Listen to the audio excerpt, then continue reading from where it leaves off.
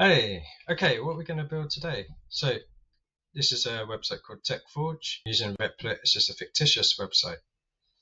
It has some products, NeuroTrain, DataSynth AI Ops, consulting services, some pricing and packages, and obviously you'd have multiple pages on a website, but what you'd like to do is have a chatbot like this. Down in the corner, I can say, hey, what is TechForge? That's going to give me a description. This AI provides enterprise AI solutions and consulting. They offer products like NeuroTrain. Okay, what is NeuroTrain? And then it tells me it's the flagship product that it sells, handles complex tasks. This all matches up with the data we've said here. But let's say what price is this. And then that's going to tell us you can get a starter package here for $2,500 a month, bargain. 100k API calls, basic fine tuning, email support. That matches up to the product section here. So how did we do this? What you're going to need is Flowwise. So install Node, npm install g Flowwise, that installs it globally, then you just start it. And I've started it on my machine. We're going to start a new chat, and we're going to use OpenAI.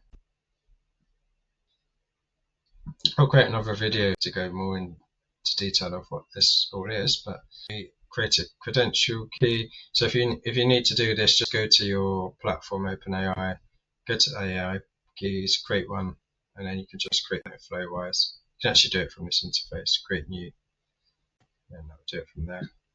And today we're just going to use GPT-4 Omni, and we will stick with no 9 temperature. So that's just making AI calls over the wire, but what we need is to have this more conversational style. So we have this tool from LangChain, and what we're going to do here is connect these up together. So you see everything that has a red star needs something. You see it needs a vector store.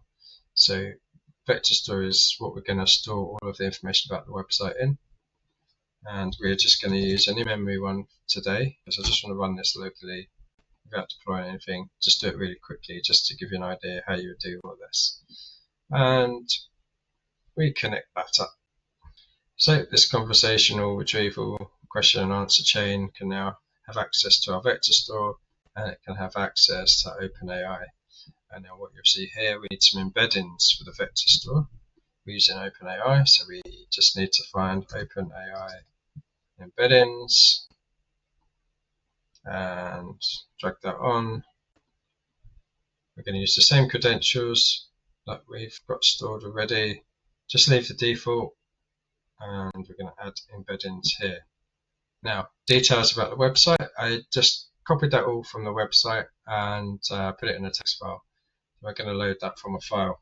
Obviously, if you had a website you want to do that for, you're going to use a web scraper. There's some good ones, Firecrawl, that will actually prepare the data for making it easier for an LLM. Today, we're just going to use a plain text file, connect that up there, and you'll see a text splitter. So we can chunk this data down. So I'm going to use a recursive text splitter.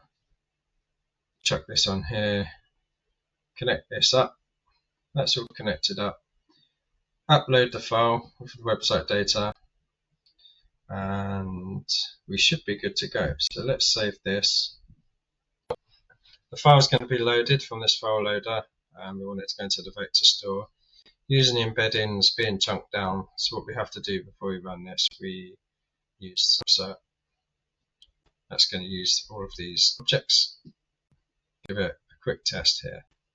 So, hi, what is TechForge? Just to check this is working, and we should get a response back. This is using OpenAI. Yep, this is working.